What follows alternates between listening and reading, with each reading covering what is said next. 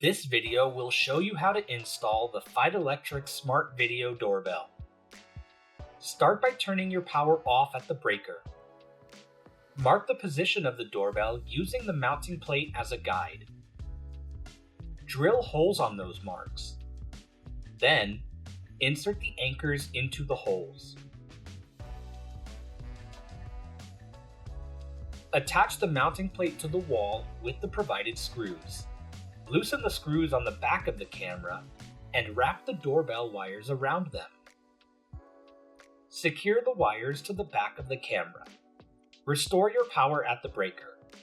Remove the rubber gasket and insert the micro SD card. Then, pair your camera to the feitelectric app.